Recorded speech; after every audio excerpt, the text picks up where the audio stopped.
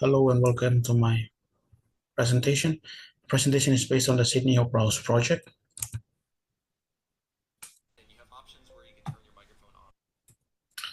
The reason for this study is to report the case study of the Sydney Opera House project and the challenges faced by the project team members and the engineers. As we all know, it's been one of the biggest projects in the world, stands as an iconic a symbol for Australia. This project has went through many challenges. A brief introduction of the project. The project itself, the design has been done by Danish Architecture by the name of Zon Utzon, and the project's total estimation budget was 7 million, but as the project continued, it went up to around 102 million.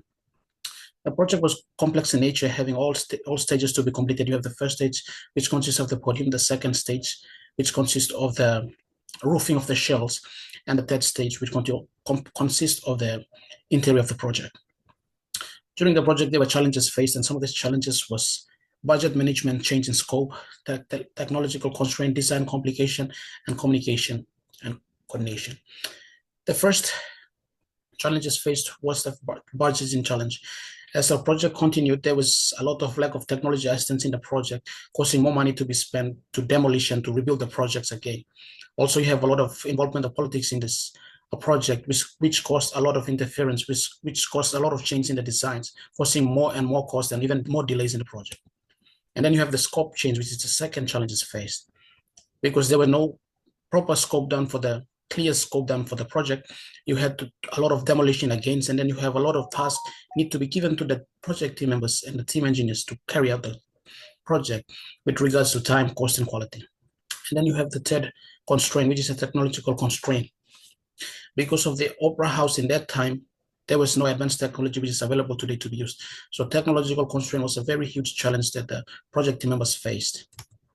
The fourth, you have the design and the error and complication. So during the design, there was a lot of error found in the actual design done by the architect. So there has to be a lot of redesigning, and this caused a lot of cost and delay. Communication and coordination was another barrier in the project.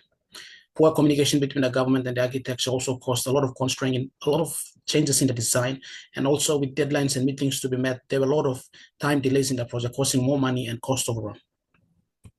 The circumstances in which the issue arises are because of frequent involvement of the government, and then you have the complexity of the design itself. And at the time, there were no appointment of a project manager. Also, the lack of technological support, and also they had underestimated the project itself, and also lack of proper management system.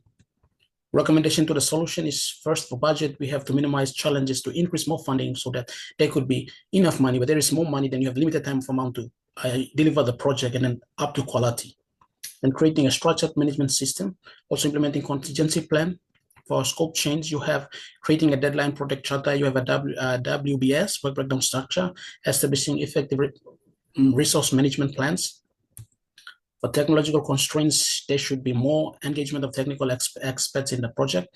Invest purchasements of advanced technology to assist engineers in projects. Invest more research in the technology before initiating the project. Design error and complication. There should have been proper documentation for start of project to the initiate, and then you have to have realistic trials and tests done before the actual project itself. Also, creating of contingency plans to be implemented right away. Communication and coordination, establishing a clear communication channel between stakeholders is very vital, and then appointing a project manager first. These are the links that I got my information from. Thank you.